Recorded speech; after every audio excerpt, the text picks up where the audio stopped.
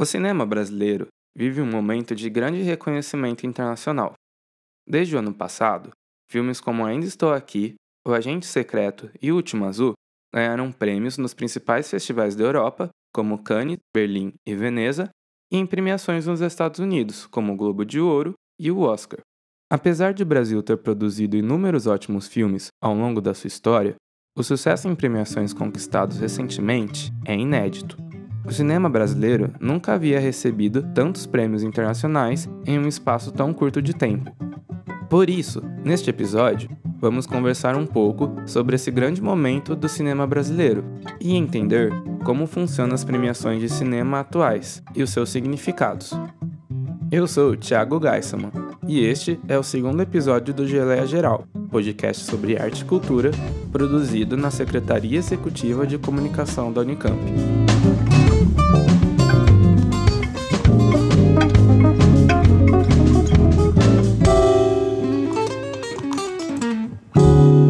Na conversa de hoje, contamos com a participação do professor e pesquisador Pedro Guimarães, do Instituto de Artes da Unicamp. Para ele, vários fatores fizeram com que o Brasil ganhasse tantos prêmios recentemente.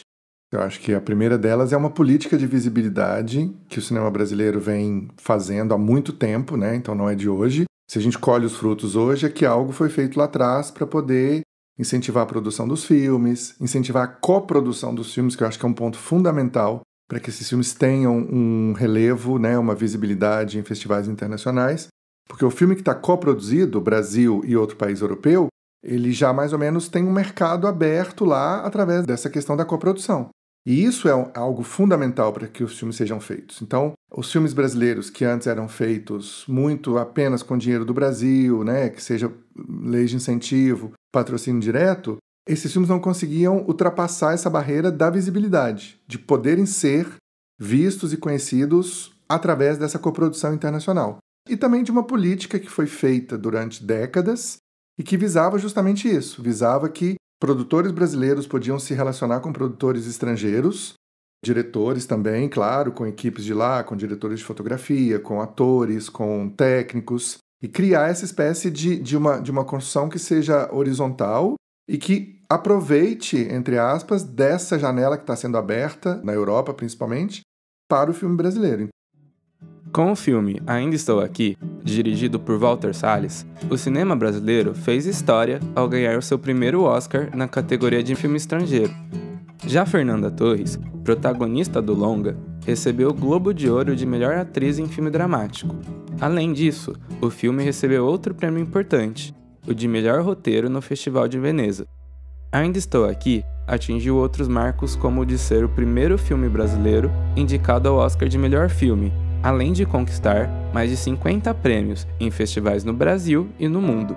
Baseado no livro de Marcelo Rubens Paiva de mesmo nome, Ainda Estou Aqui conta a história de Eunice Paiva, que teve o seu marido, o ex-deputado Rubens Paiva, desaparecido e assassinado no início da década de 70 pela ditadura militar. O filme mostra como Eunice criou seus 5 filhos sozinha, enquanto lutava por justiça contra o regime opressor. O editor pediu. Pediu o quê? Uma foto menos feliz. Nós vamos sorrir. Sorriam.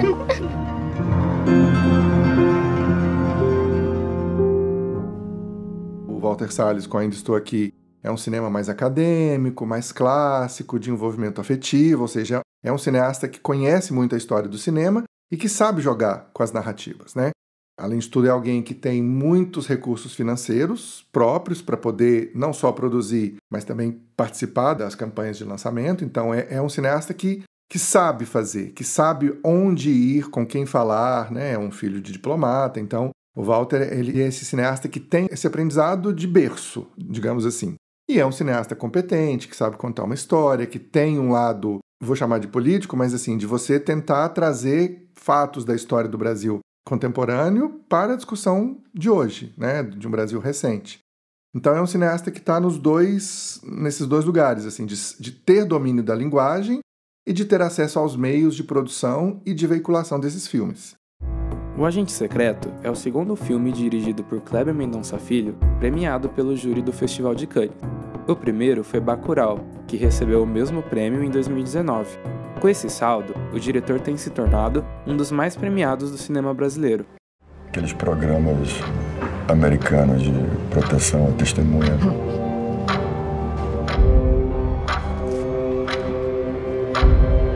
Ali, tudo é feito com muita grana. O Agente Secreto já é um caminho meio lateral, digamos assim, né? Porque o Kleber Mendonça é alguém que veio da crítica de cinema, que frequentou muito todos esses festivais do mundo e sabia mais ou menos qual era o estilo de filme que se premiava e que se valorizava. Então é alguém que soube casar demanda com oferta sem sufocar o seu próprio estilo pessoal. Eu não estou falando que o Kleber Mendonça Filme faça filmes apenas para agradar festivais internacionais, mas é uma conjunção de fatores. Ele conhece o que se espera, entre aspas, de um cinema brasileiro para exportação e, ao mesmo tempo, ele adere a esse tipo de linguagem. O Kleber ele foi subindo aos poucos e conseguiu chegar com um prêmio que é completamente inédito para o cinema brasileiro, que é a melhor direção no Festival de Cannes. Você pensa, poxa, o Festival de Cannes é um festival que preza pela autoria dos filmes, preza pela marca distintiva de um filme com relação ao outro, e essa marca está no colo do cineasta. E o Kleber ganhou esse prêmio. Então, é um prêmio muito importante para um cinema artístico e um pouco mais alternativo, digamos. Em fevereiro deste ano, o filme O Último Azul, de Gabriel Mascaro, recebeu o Urso de Prata, o segundo maior prêmio do Festival de Berlim, ficando atrás apenas do Urso de Ouro, conquistado esse ano pelo filme norueguês Drummer. Essa premiação consolida a carreira de um diretor jovem, que tem tido uma trajetória crescente, vindo de um caminho bem diferente de Walter Salles e Kleber Mendonça. Caracol da Baba Azul tem poder de encanto. Não é você que acha ele, não. É ele que acha você.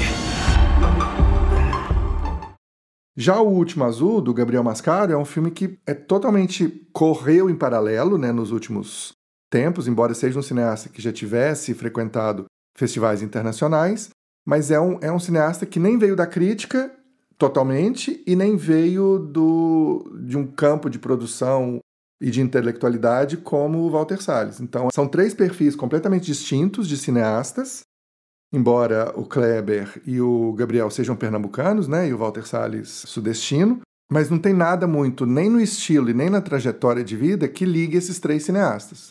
Então é como se o cinema brasileiro preenchesse três lugares distintos, não só estéticos, quanto também de posicionamento. O sucesso internacional de Ainda Estou Aqui, O Agente Secreto e O Último Azul mostra ao mundo a diversidade do nosso cinema. Mesmo com propostas e linguagens diferentes, esses filmes conseguem abordar questões relevantes da sociedade brasileira.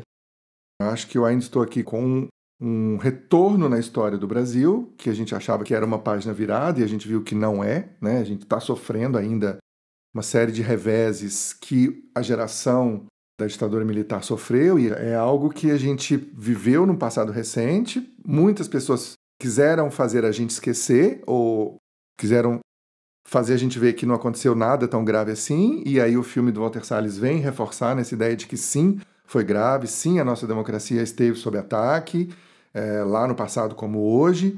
Então eu acho que o espírito do tempo que eu ainda estou aqui retoma é um pouco esse. O Agente Secreto, embora eu não tenha visto, mas de tudo que eu já li e vi sobre o filme de teaser e tal, eu acho que é um filme mais alegórico, que fala um pouco da gente, mas sem um direcionamento que o filme do Walter Salles dá, assim, sem nomear as coisas de um jeito tão marcado, contextualizado historicamente. Eu acho que é um filme que vai mais por uma criação de várias alegorias do que a gente viveu, embora, né, sejam dois filmes que se passam no período da ditadura militar. No caso do Último Azul, aí sim é um recorte completamente livre, né, a história de uma mulher mais velha, beirando ali os seus 80 anos, que se vê num país distópico, onde as pessoas que completam 80 anos são levadas para uma casa de repouso e não podem mais participar da sociedade. É algo que, claro, né, está dentro de um recorte, de uma previsão de futuro, que pode ser hoje, pode ser daqui 10 anos, pode ser daqui 20, pode nunca ser, mas de um determinado tipo de recorte que você joga fora as pessoas mais velhas. E o que essa mulher mais velha faz para poder fugir a esse destino que já está traçado para ela? Então, em tese, é um filme que não está falando tanto do Brasil como país, mas no fundo está. né? Então, por isso que eu acho que são graus diferentes de você abordar o nosso lugar como sociedade, o nosso lugar como cidadãos do início do século XXI, mas sempre olhando para um passado. É isso, é esse fantasma, parece, acho que os 3 filmes têm isso, talvez. Um fantasma de coisas que não foram resolvidas do ponto de vista político-social e que estão voltando, e que estão emergindo de maneiras distintas. Mas afinal, o que fez esses 3 filmes conseguirem tanto sucesso nas premiações recentemente? Para compreender isso, temos primeiro que entender como funcionam os principais festivais internacionais. Na Europa, os festivais mais renomados são o de Veneza, Cannes e Berlim, enquanto na América do Norte, na indústria do cinema de Hollywood, as 2 maiores premiações são o Oscar e o Globo de Ouro. Cada festival ou premiação possui o seu próprio modo de avaliação dos filmes para a escolha dos premiados. Uma diferença que a gente faz sempre, de um modo por vezes grosseiro, mas que tem uma base de verdade, é dizer que os festivais europeus eles se preocupam mais com a qualidade artística dos filmes e as premiações norte-americanas, estadunidenses, com o lado mais comercial. Falar isso de grosso modo define um pouco, mas a gente sabe que não é tão assim, ou seja, você tem filmes de grande público que ganham prêmios em festival europeu e você tem filmes menores que ganham premiações nos Estados Unidos. A diferença é quem escolhe esses filmes, quem escolhe esses premiados. No caso dos festivais europeus, é composto por um júri, né, entre pessoas que trabalham com cinema, diretores, atores, roteiristas, técnicos, etc. Ou seja, um recorte bem menor, que foi submetido a uma curadoria inicial, ou seja, você tem um comitê de seleção de um festival, esse comitê seleciona os filmes e depois submete isso ao crivo de um júri geralmente internacional, né? Esses 3 festivais, Cannes, Veneza e Berlim, têm júris internacionais. As premiações nos Estados Unidos, elas são, ao mesmo tempo, mais amplas e mais restritas, porque, ao mesmo tempo que não existe o comitê de seleção, todos os filmes, em tese, podem participar, as pessoas que votam é muito mais amplo. No caso do Globo de Ouro, são os membros da imprensa estrangeira de Hollywood, e no caso do Oscar, os profissionais da indústria.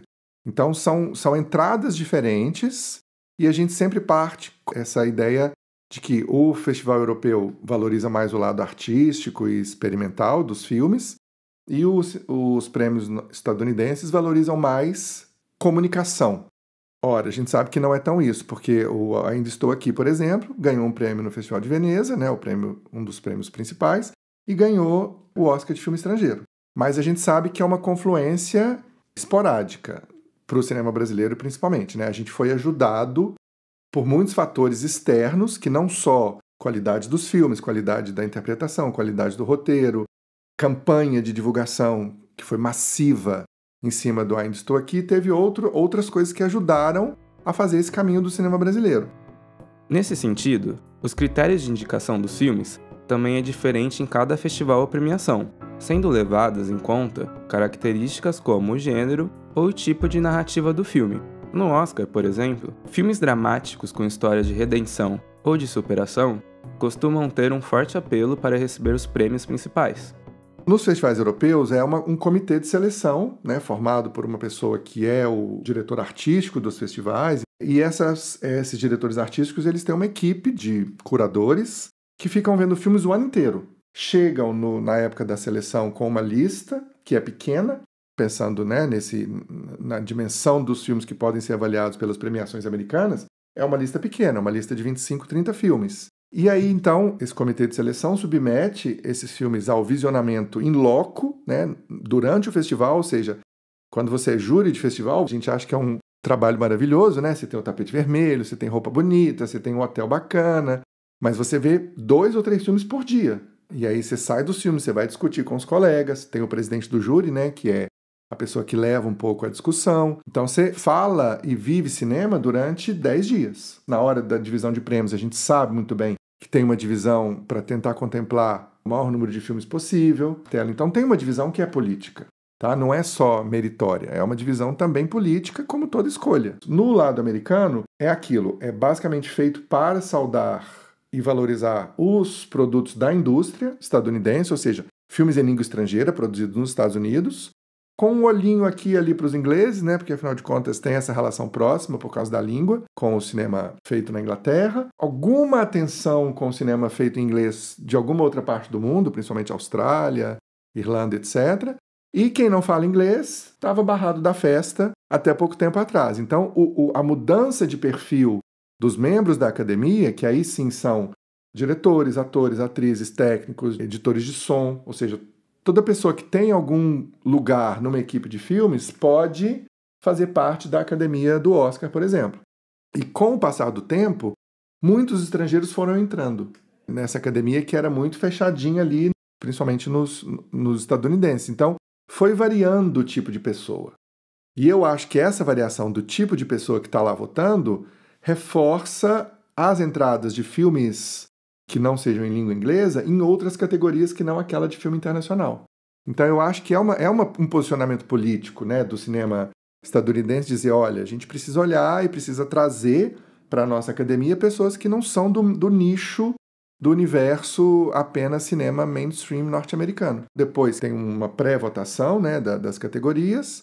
As mesmas pessoas votam para decidir o vencedor. É algo que ao mesmo tempo é mais amplo, mas é um recorte humano mais restrito. Porém, os festivais não se concentram apenas no eixo Europa e Estados Unidos. Várias premiações, que acontecem nos outros continentes, prestigiam seus filmes locais, dando visibilidade a eles para o mundo. Tem um outro circuito menor de festivais que não são esses, né, essa tríade aí europeia, mas que passa também por alguns festivais europeus e festivais latino-americanos, e inclusive nos Estados Unidos, que eles dão uma espécie de selo inicial para os filmes, para eles irem subindo degrau a degrau e chegarem um dia tanto na tríade europeia quanto nas premiações americanas. Ou seja, foi o caso do Kleber Mendonça, né, que ganhou prêmios menores em festivais ou em premiações de categoria nos Estados Unidos, com Som ao Redor. O filme foi visto, foi colocado na lista dos melhores filmes do ano, do Círculo de Críticos de Nova York, e foi uma espécie de progressão. Mas é importante também olhar que existem festivais, tanto na América Latina quanto nos Estados Unidos e na Europa, ou na Ásia, que já começam a dar uma espécie de selo de qualidade para os cineastas e para os filmes, e depois alguns deles vão subindo até chegar no topo da tríade, né, que esses 3 cineastas brasileiros tiveram, o Kleber, o Gabriel Mascaro e o Walter Salles. Então é como se fosse um caminho, né, que vem sendo construído pelos cineastas e pelos filmes. Apesar desse sucesso recente, ainda é difícil imaginar que o Brasil irá continuar recebendo tanto reconhecimento nos principais festivais internacionais. Hoje, são poucos os filmes brasileiros que circulam na Europa e que são escolhidos em pré-listas do Oscar. Acontece que o cinema da América Latina em geral, assim como o cinema africano, ainda são subrepresentados nessas premiações. Além disso, receber prêmios assim não necessariamente define o mérito ou a qualidade de um filme. O cinema brasileiro produziu e produz obras cinematográficas que não precisaram ganhar um Oscar para serem reconhecidas como excelentes filmes. O que eu acho que talvez seja um pouco dura a constatação é: talvez essas condições não se repitam tão cedo, porque você precisa aliar a qualidade técnica, né, e artística de um filme, recursos financeiros para poder fazer esse filme ser visto e alguns boicotes que aconteceram, né, no caminho do filme no Oscar. Então, assim, são muitos fatores que ajudaram o Ainda Estou Aqui a chegar na premiação de melhor filme estrangeiro. Espero que isso aconteça de novo, porque a gente tem material para ser visto lá fora. Mas eu acho que não é só a qualidade artística dos filmes e nem o potencial de comunicação que ele tem. Mas eu acho que independente disso, independente dessa chancela internacional, o que a gente tem que pensar é que o nosso cinema brasileiro está dando conta do nosso estado de nação. Às vezes falando de um jeito um pouco mais alegórico, às vezes falando de um jeito mais, né, incisivo e político de determinadas situações que a gente vive, mas está todo mundo dando conta da nossa sociedade, né? E os filmes fazem isso. Os filmes, eles dão conta de uma maneira ou de outra do mundo onde a gente vive. Então, para além de ter uma chancela, de ter um prêmio internacional, claro que a visibilidade é muito boa para o cinema brasileiro como um todo e também para o cineasta que foi reconhecido.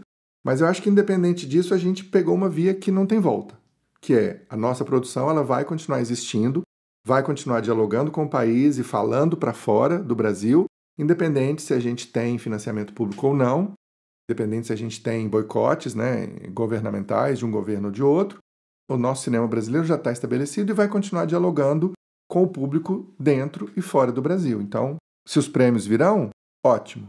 Se não vierem também, não tem problema. Esse episódio teve produção de Antônio Marinheiro, roteirização e apresentação de Thiago Geisselman, edição de Juliana Budóia, trilha sonora de Matheus Mota, identidade visual de Georgia Tribich e coordenação geral de Álvaro Kassab. Gostou do Geleia? Confira este e os próximos episódios em sec.unicamp.br e na sua plataforma de podcast favorita.